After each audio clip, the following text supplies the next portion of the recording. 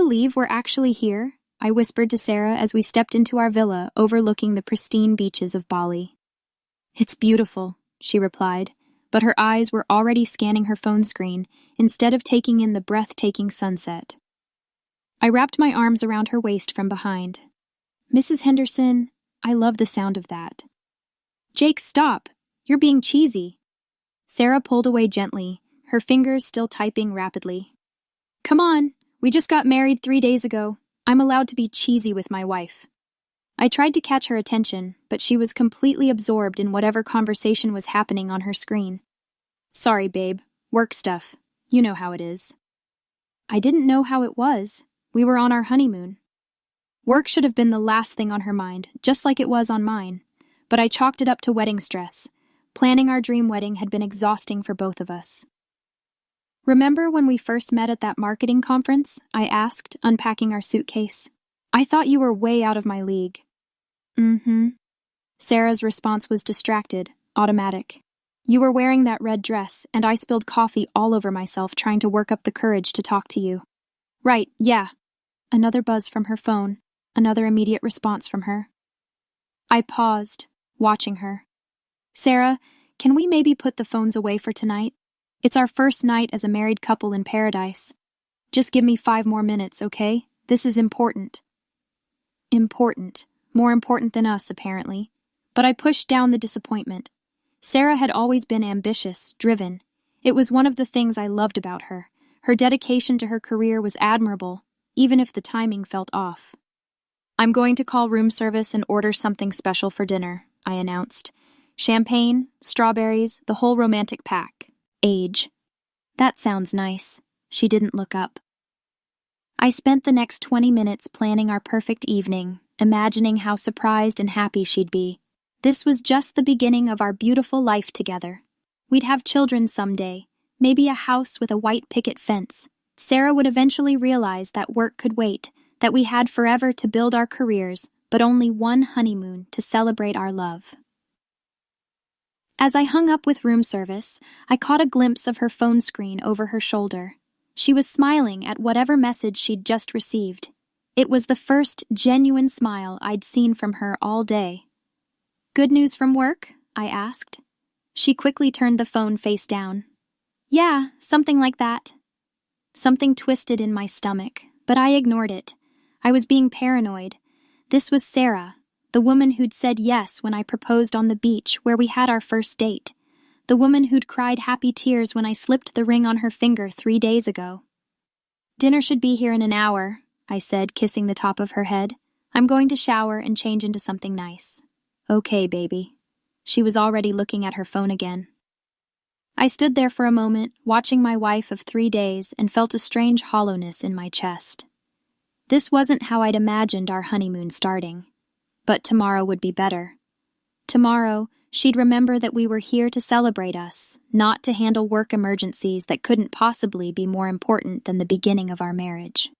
I headed toward the bathroom, already planning how I'd make tomorrow perfect for both of us.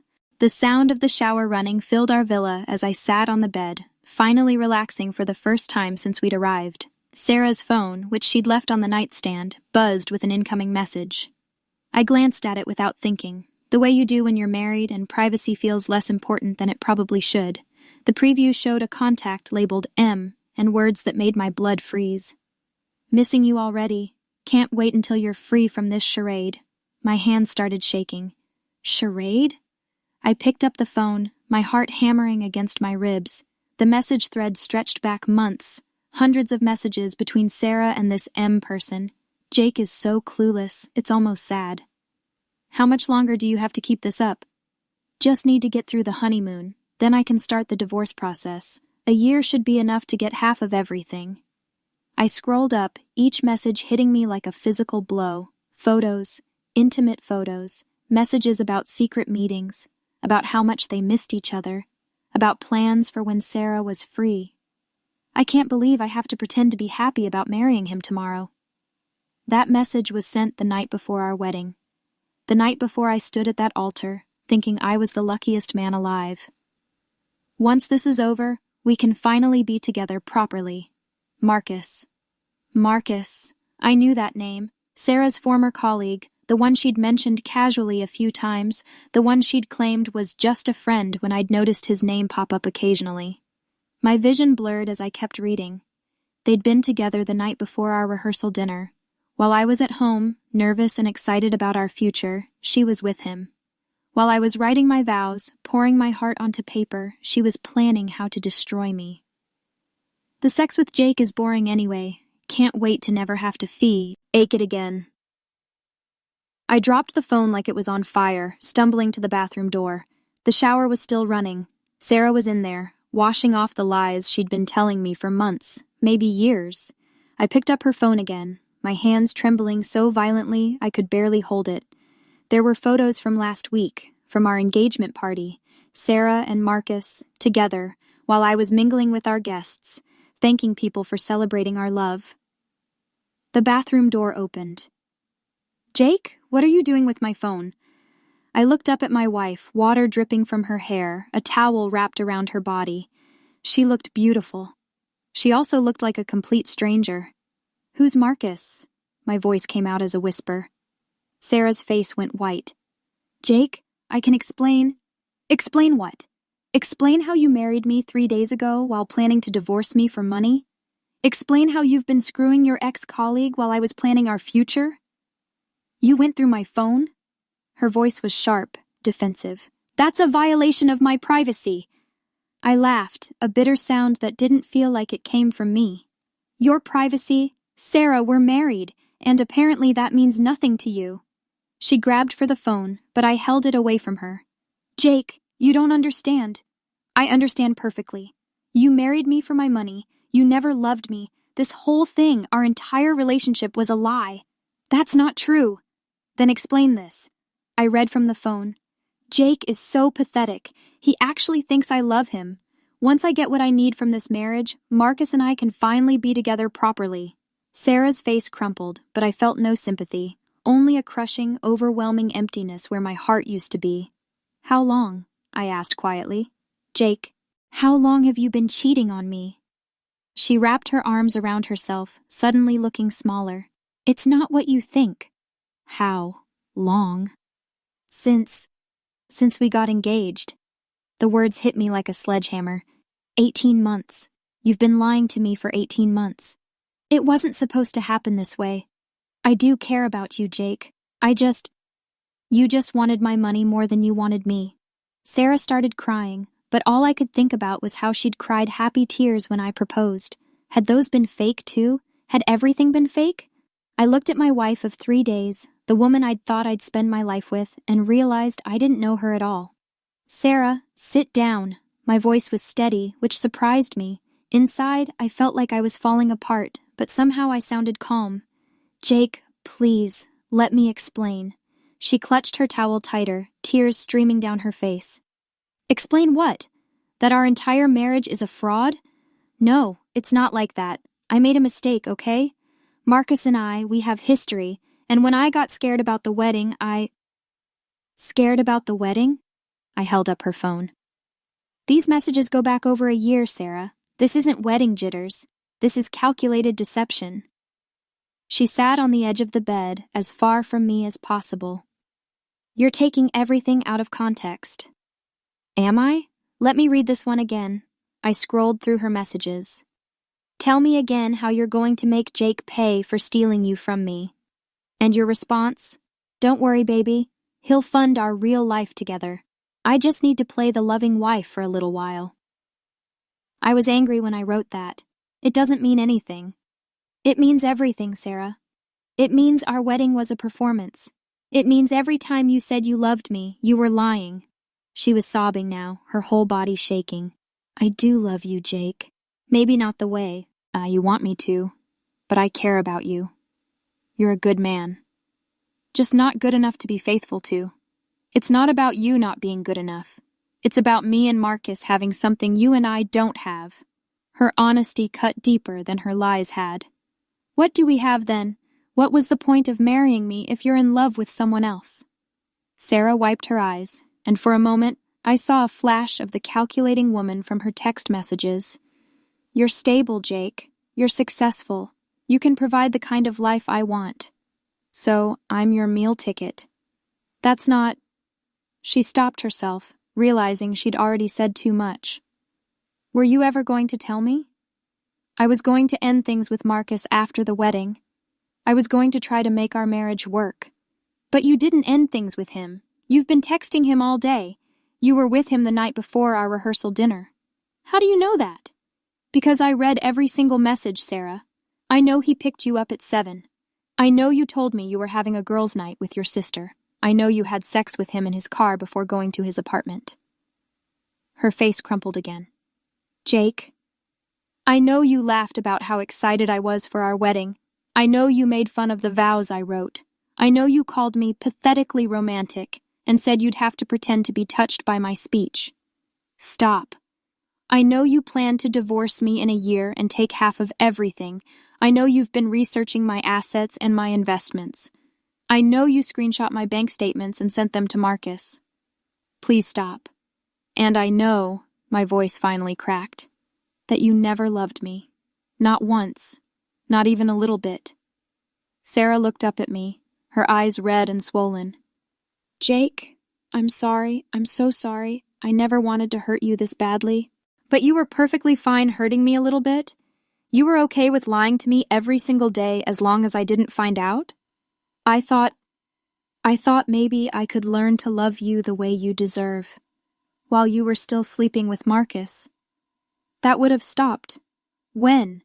After you got pregnant with his baby and convinced me it was mine? After you took half my money and disappeared? When exactly were you planning to stop destroying my life? She didn't answer because we both knew the truth. She never planned to stop. She planned to take everything she could get and leave me with nothing but the memory of a love that was never real. I want to try to make this work, she whispered. I can end things with Marcus. We can go to counseling. We can start over.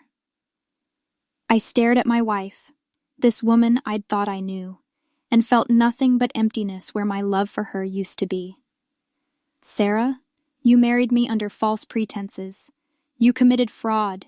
You took vows you never intended to keep. There's no starting over from that. Don't say that, please. I made a terrible mistake, but we can fix this. No, I said quietly. We can't, because this wasn't a mistake. This was a choice. You chose to lie to me every single day for 18 months. You chose to betray me. You chose to humiliate me. I never wanted to humiliate you. Then you should have broken up with me before you married me for my money. The silence stretched between us, filled with the weight of everything that was broken and could never be fixed. Sarah's phone buzzed again. We both looked at it. Don't answer it, I said. Jake, don't. Answer it. But I could see the message preview. Marcus again. How's the honeymoon with your husband? Missing you. I felt sick. He knows you're here with me right now and he's still texting you. I can tell him to stop. Can you? Because his messages suggest you've been encouraging him this whole time. I scrolled through more of their conversation. Look at this. He sent you a photo yesterday. Sarah's face went white. Don't look at that. But I already had. It was Marcus, shirtless, with a message underneath. Thinking of our last night together. This was sent yesterday, Sarah. Yesterday, while we were checking into our honeymoon suite. I didn't respond to it. You responded with a heart emoji and wish I was there instead. She buried her face in her hands. Jake, please, you're torturing both of us by reading these. I'm torturing us? I'm not the one who brought my affair partner on my honeymoon via text message. Another buzz. This time, I read it out loud before Sarah could stop me. Hope you're getting good photos of the resort. Can't wait to take you there properly someday. He wants to bring you back here, I said, the realization hitting me like a punch to the gut. You're giving him information about our honeymoon so he can recreate it with you later. That's not what this is. Then what is it? Explain to me why your boyfriend is talking about taking you on the honeymoon I'm paying for. Sarah was crying again, but this time it felt manipulative. Like she was crying because she got caught, not because she was sorry. Tell me about the rehearsal dinner night, I said. Tell me exactly what happened. Jake, why are you doing this to yourself? Because I need to know how much of my life has been a lie. Tell me. She took a shaky breath. I told you I was going out with my sister. But you went to Marcus instead. Yes. Did you have sex with him? Jake, did you have sex with him the night before our wedding? Yes. Her voice was barely a whisper. I felt like I was going to vomit. Where? Does it matter? It matters to me. Where did you have sex with your boyfriend the night before you married me? At his apartment? The apartment I helped you find when you were looking for a place closer to your job. Sarah's face was buried in her hands. Jake, please stop. I drove you there to look at apartments. I waited in the car while you toured them. I helped you narrow down your choices, and you picked the one where you could most easily cheat on me.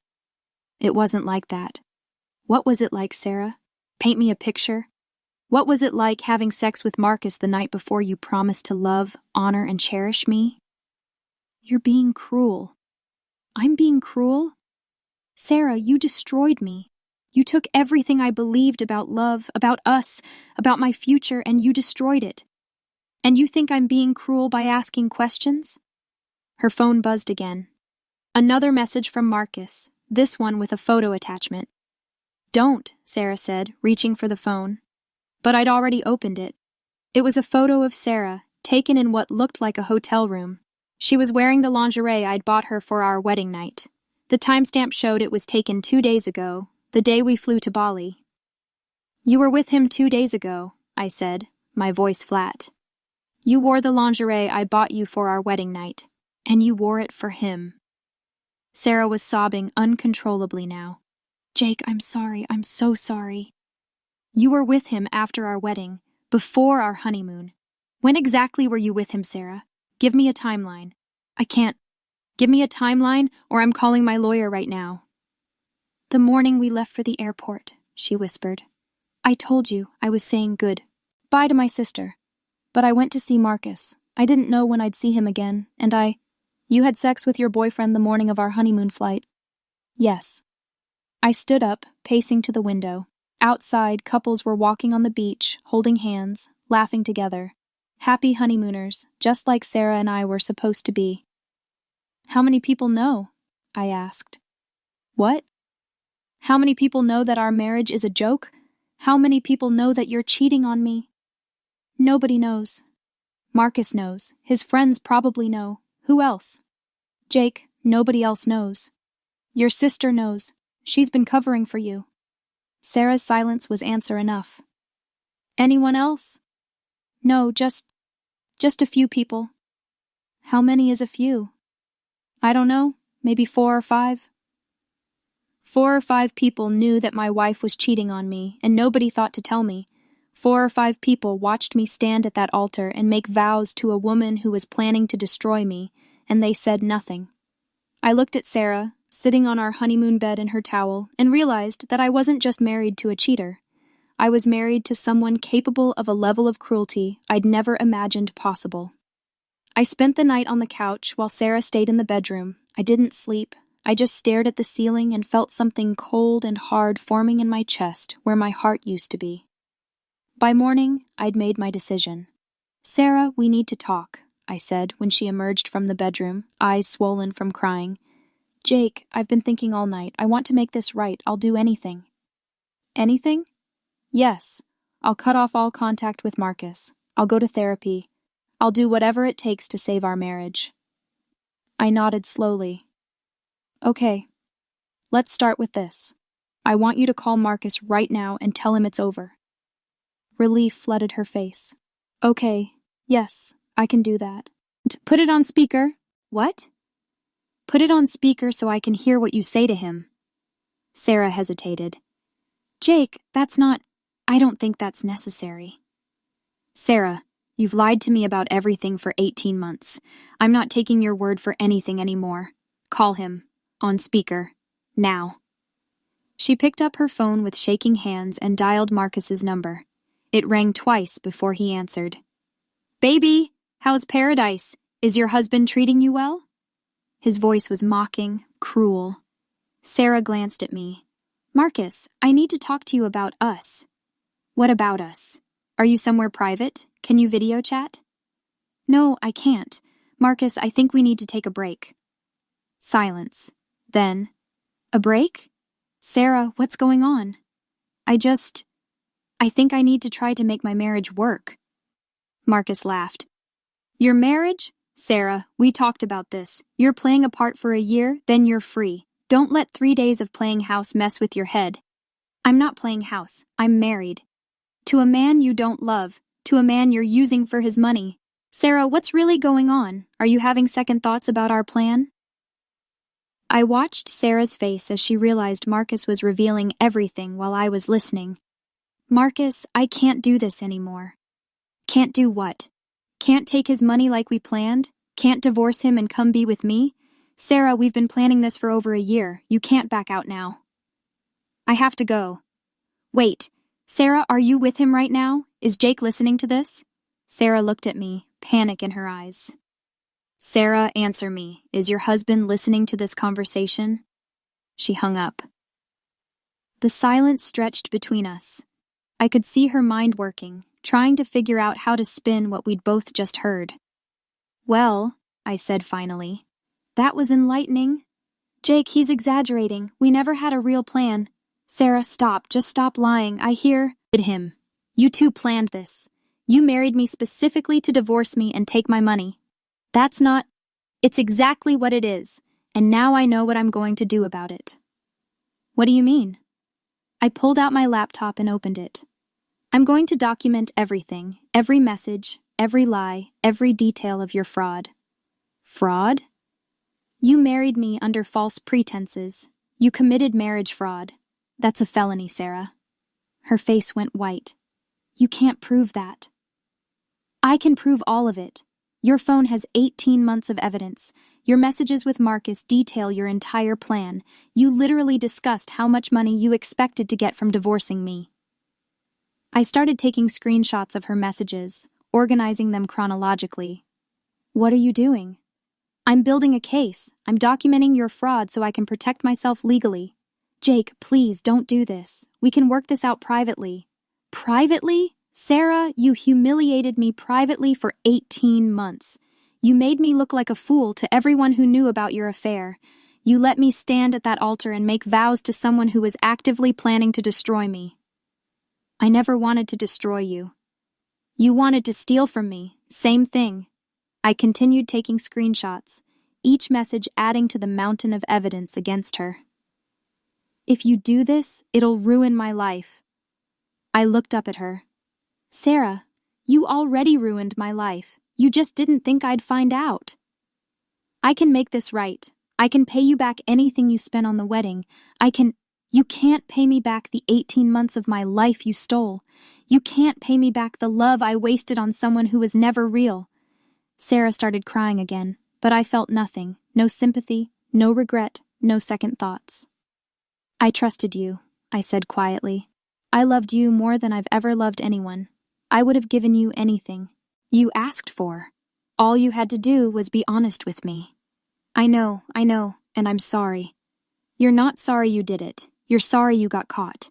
She didn't deny it because we both knew it was true. So here's what's going to happen, I continued. I'm going to finish documenting your fraud. I'm going to contact my lawyer. I'm going to file for an annulment based on your deception. And I'm going to make sure everyone knows exactly who you really are. You can't do that. It'll destroy my reputation. Sarah, you destroyed my life. Did you think there wouldn't be consequences? Please, Jake, I'm begging you, don't make this public. I looked at my wife, the woman I'd thought I'd spend my life with, and felt absolutely nothing. You should have thought about that before you decided to humiliate me. The next day, while Sarah tried to act like everything was normal, I systematically dismantled her lies. I started with phone calls. Tom, I need to talk to you, I said when my brother answered. Jake, how's the honeymoon? Are you having an amazing time? Tom, Sarah's been cheating on me for over a year. Silence. Then, what? I told him everything. The messages, the planning, the fraud. Tom listened without interrupting. Jesus, Jake, I'm so sorry. What do you need me to do? I'm sending you evidence, screenshots, message threads, everything. I need you to save it all in case something happens to her phone. Done. Anything else? Yeah. Call Rick and tell him. I'm going to need both of you as witnesses to what I found. Jake, are you sure you want to do this? Maybe you two can work it out. Tom, she married me for my money while planning to cheat on me for our entire marriage. There's no working this out. Okay, I'm here for whatever you need. Next, I called Rick. Dude, congratulations again on the wedding. How's married life treating you? Rick, I need you to listen to me very carefully. I went through the whole story again. Rick's reaction was more explosive than Tom's. Are you kidding me? Sarah did this? Sweet, innocent Sarah? Not so innocent, apparently. Jake, I'm going to kill her. I'm going to absolutely destroy her. No, you're not. I am, but I need your help documenting everything. What do you need? I'm forwarding you evidence. Make copies of everything. And Rick, start thinking about everyone who was at our wedding. I want to know who else knew about this and didn't tell me. On it. Then I made the hardest call of all. I found Marcus's wife on social media and called her directly. Hello? A woman's voice, cautious. Is this Jessica Chen? Yes, who is this? My name is Jake Henderson. I'm married to Sarah Henderson. I think we need to talk. Long pause. About what? About the fact that your husband has been having an affair with my wife for over a year. I heard her sharp intake of breath. That's impossible. Marcus would never... Jessica, I have proof. Hundreds of text messages, photos, evidence of them being together as recently as 2 days ago. I'm sending you everything right now. I don't understand. Your husband has been lying to you about business trips. He's been meeting my wife in hotels. They've been planning for her to divorce me so they can be together. Jessica was quiet for a long time. Then, send me the evidence. I forwarded her the most damning screenshots, messages where Marcus talked about lying to her, photos of him and Sarah together, discussions of their future plans. Oh my God, Jessica whispered after a few minutes. Oh my God, this is real. I'm sorry, Jessica. I know this is devastating, but you deserve to know the truth. How long have you known? I found out yesterday, on my honeymoon. Jesus, Jake, I'm so sorry. Are you okay? No, but I will be. Are you going to confront Marcus? I'm going to do a lot more than confront him. I'm going to take him for everything he's worth. Good, he deserves it. Jake, thank you for telling me. I know this couldn't have been easy. We're both victims here, Jessica. We should stick together. After I hung up, I felt stronger. I wasn't the only one who'd been betrayed. I wasn't alone in this. I spent the rest of the day organizing evidence, creating timelines, and building an airtight case against Sarah. Every message, every lie, every detail of her deception was cataloged and saved. Sarah tried to make conversation during dinner. The food here is amazing, isn't it? Yes. Maybe we could try the spa tomorrow? I heard they have couples massages. I don't think so. Jake, please, can we at least try to enjoy the rest of our trip? I looked up from my laptop. Sarah, I'm not on vacation. I'm gathering evidence for your fraud case. There's nothing to enjoy here. You can't keep punishing me forever. I'm not punishing you. I'm protecting myself. There's a difference. That night, I video called my lawyer. Jake, I've reviewed everything you sent. This is definitely marriage fraud. We can file for annulment and probably get restitution for your wedding expenses. What about criminal charges? That's trickier, but possible. The evidence is overwhelming. She clearly married you with intent to defraud. Good. I want her to face consequences for what she did. Jake, are you sure you want to go this route? This will get very messy very quickly. I thought about Sarah laughing with Marcus about how clueless I was. I thought about her wearing my wedding gift for another man. I thought about the 18 months of lies and the year of planned theft. I'm sure. Let's destroy her. All right, I'll start the paperwork. As I hung up, I felt something I hadn't felt since finding those messages. Power. For the first time in 2 days, I wasn't the victim. I was the one taking action. Sarah had wanted to humiliate me quietly, steal from me secretly, and leave me broken while she rode off into the sunset with her boyfriend and my money. But I wasn't going to be quiet about it. I woke up on our 4th day in Bali with absolute clarity about what I needed to do. "Sarah, I need you to pack your things," I said as she came out of the bathroom. "Why? Are we changing rooms?" "No. You're going home. Today." "Jake, we still have 4 more days here. I thought we were going to try to work things out." I lied, just like you've been lying to me for 18 months. Her face crumpled. "That's not fair." "Fair? Sarah, nothing about this situation is fair, but you're leaving today because I can't stand to look at you anymore. You can't just send me home. Watch me." I pulled out my phone and started typing. "I'm posting everything, right now." "What do you mean, posting everything?" "I mean, I'm telling the world exactly who you are and what you did." Sarah lunged for my phone, but I stepped away from her. "Jake, please don't do this. Think about what you're doing." "I have thought about it. I've thought about nothing else for 3 days." I continued typing, crafting my post carefully. "I'm going to post every screenshot, every timeline, every detail of your betrayal. You'll ruin my life. You ruined mine first." I hit post on Facebook, tagging Sarah, her family, our mutual friends, and everyone who'd been at our wedding. The post was long, detailed, and devastating. I included screenshots of her messages with Marcus, the timeline of their affair, and a complete breakdown of how she'd planned to defraud me. "My wife of 4 days has been cheating on me for 18 months, I read aloud as I typed. "She married me for my money while planning to divorce me within a year to steal half of everything I own. She was with her boyfriend the night before our wedding and the morning of our honeymoon. Every vow she made was a lie. Every I love you was calculated deception. I'm sharing this because everyone who celebrated our love deserves to know the truth." Sarah was sobbing. "Jake, please delete it, please." "I'm not done yet." I switched to Instagram and posted the same thing, then Twitter, then LinkedIn where all our professional contacts could see it. My phone immediately started buzzing with comments and reactions. "Holy shit, Jake, I'm so sorry." I knew something was off about Sarah. "This is horrible, we're here for you, man." "Sarah, how could you do this to Jake?" Within an hour, the post had been shared dozens of times. My phone was ringing constantly with calls from friends and family. "Jake." It was my mom. "I just saw your post. Oh, honey, I'm so sorry." "Thanks, Mom." "That horrible girl. I never trusted her, you know. There was something calculating about her. You never said anything. You were so happy. I didn't want to ruin that for you. But Jake, I'm proud of you for standing up for yourself." Tom called next. "Dude, your post is everywhere. Sarah's getting destroyed in the comments." "Good." "Her sister just posted trying to defend her, but people are ripping her apart too. Apparently she knew about the affair." "I figured she did." "Jake, Marcus's wife called me. She said she's filing for divorce and wanted to thank you for the evidence. Jessica's a good person. She didn't deserve what Marcus did to her."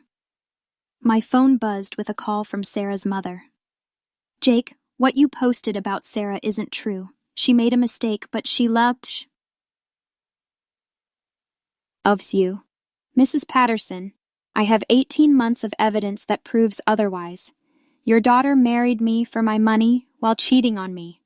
That's not the Sarah I raised. Apparently, it is exactly the Sarah you raised, because she's been planning this fraud for over a year. You're going to ruin her life over one mistake." "One mistake? Mrs. Patterson, she cheated on me hundreds of times. She lied to me every single day. She committed marriage fraud. This wasn't one mistake. This was a calculated campaign to destroy me. Please take down the post. We can work this out privately." "No, we can't. Sarah chose to humiliate me privately. Now she gets to be humiliated publicly." I hung up and immediately got a call from Marcus. "You son of a bitch," he snarled when I answered. "You destroyed my marriage." "No, Marcus. You destroyed your marriage when you decided to have an affair with my wife. Jessica took the kids. She's filing for divorce. I'm going to lose everything. Good. That's exactly what you deserve. You had no right to involve my family in this. I had every right to tell Jessica the truth about what her husband was doing, just like I had every right to tell the world what my wife was doing. Sarah's life is ruined because of you. Sarah's life is ruined because of Sarah. Actions have consequences, Marcus. Maybe you should have thought about that before you decided to help my wife commit fraud. I'm going to sue you for defamation. With what money? You're about to lose half of everything in your divorce, and good luck proving defamation when I have screenshots of every message you sent. I hung up on him and immediately got a text from Jessica. Jake, I can't thank you enough. I filed for divorce this morning. My lawyer says I have grounds for adultery and can get full custody. Marcus is moving out today. I'm glad I could help, Jessica. No one deserves what they did to us. How are you holding up? Better than I expected. Turns out revenge feels pretty good. By evening, my post had been shared over 1,000 times. Sarah's social media accounts were flooded with angry comments. Her friends were distancing themselves from her. Her family was trying to do damage control, but the evidence was overwhelming. Sarah sat in the corner of our villa, crying and frantically trying to respond to messages. Jake, people are saying horrible things about me. People are saying true things about you. There's a difference. I'm getting death threats. Then maybe you shouldn't have committed marriage fraud. Please, I'm begging you, take down the posts. I'll give you anything you want. I looked at my wife, destroyed and desperate, and felt absolutely nothing. Sarah, you took 18 months of my life, thousands of dollars of my money, and every ounce of trust I had in love. What could you possibly give me that would be worth any of that? She had no answer because we both knew there wasn't one. My phone buzzed with another notification. Someone had shared my post in a group for people who'd been cheated on. The comments were overwhelmingly supportive. This man is a hero for exposing her. More people should do this instead of staying quiet. Sarah got exactly what she deserved. I realized that by telling my story, I'd given other people permission to tell theirs. The comments were full of people sharing their own experiences with cheating and betrayal. I wasn't just getting revenge on Sarah. I was standing up for everyone who'd ever been betrayed by someone they trusted. And that felt better than any apology she could ever give me. 3 weeks later, I sat in my lawyer's office signing the annulment papers. The court agreed that your marriage was based on fraudulent pretenses, he explained. Sarah's documented plan to defraud you made this case ironclad. What about restitution?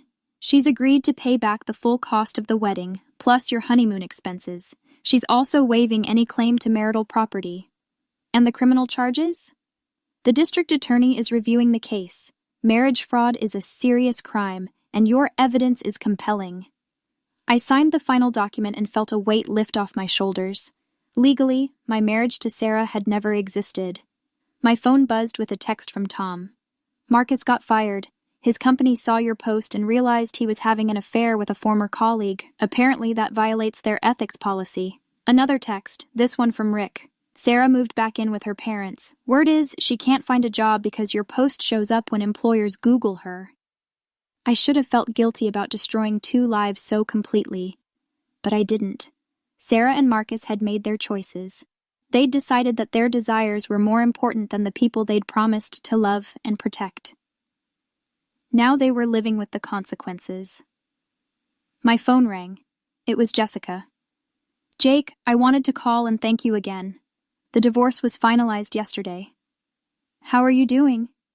Better than I expected. I got the house, full custody of the kids, and half of Marcus's retirement savings. Plus, he has to pay child support and alimony. I'm glad things worked out for you. Jake, I know this sounds weird, but what you did saved my life. I was living a lie and didn't even know it. Now I'm free to find someone who actually loves me. You deserve that, Jessica. You deserve someone who chooses you every day. So do you. Have you started dating again? Not yet. I'm still processing everything that happened. When you're ready, you're going to make someone very happy. Any woman would be lucky to have a man who fights for himself the way you fought for both of us." After I hung up, I walked to my mailbox and found it full of cards and letters. Word of my story had spread beyond social media. People from all over the country had written to share their own experiences and thank me for speaking out. "Your courage inspired me to leave my cheating husband. Thank you for showing that victims don't have to stay silent. You gave me hope that good people still exist." I realized that my decision to expose Sarah hadn't just been about revenge. It had been about refusing to let betrayal happen in darkness and silence. That evening, I got a call from a stranger. "Is this Jake Henderson?" "Yes. Who's asking?" "My name is David Kim. I'm a publisher. I'd love to talk to you about writing a book about your experience." "A book?" "Your story has resonated with millions of people. There's clearly an appetite for honest discussions about betrayal, recovery, and fighting back. Would you be interested in exploring that?" I thought about all the messages I'd received, all the people who'd told me my story had helped them find their own courage. "Yeah," I said. "I think I would be interested in that." 6 months later, I was signing copies of my book, The Truth About Betrayal: How I Exposed My Wife's Affair and Reclaimed My Life. The book tour had been surreal. Everywhere I went, people wanted to share their stories of betrayal and recovery. I'd become an accidental advocate for people who'd been cheated on, lied to, and deceived by the people they trusted most. "Jake, what would you say to someone who's just discovered their partner's affair?" a woman asked during a QA session. "I'd say that your pain is valid, your anger is justified, and you don't owe your betrayer privacy for their betrayal. The truth is always more powerful than lies, even when it hurts." Do you regret exposing Sarah so publicly? No. Sarah made a choice to humiliate me privately. I made a choice to hold her accountable publicly. I refused to be ashamed of defending myself. Have you heard from Sarah since the annulment? She tried to contact me a few times through mutual friends, asking me to help repair her reputation. But my responsibility isn't to protect someone who tried to destroy me. My responsibility is to protect myself and help other people do the same. After the event, I walked to my car and found a text from an unknown number. "Jake, this is Sarah. I know you probably don't want to hear from me, but I wanted you to know that I'm in therapy and I understand now how much I hurt you. I know I can never undo what I did, but I want you to know that I'm sorry. Not sorry I got caught, but sorry I was the kind of person who could do what I did to you. I hope someday you can forgive me, not for my sake, but for yours. You deserve to be free of the anger I caused." I read the message twice, then deleted it without responding. I'd already forgiven Sarah, not because she deserved it, but because carrying that anger was exhausting. But forgiveness didn't mean reconciliation. It didn't mean I owed her anything. It just meant I was free. I drove home to my new apartment in a new city with a new life built on truth instead of lies. I wasn't the same naive man who'd married Sarah thinking love was enough to guarantee happiness. I was stronger now, wiser, more careful with my trust, but not closed off to love. And someday, when I was ready, I'd find someone who chose me the way I'd choose them, completely, honestly, and without reservation. But for now, I was content being alone and whole, rather than partnered and broken.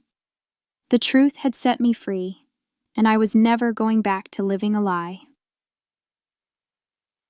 The end.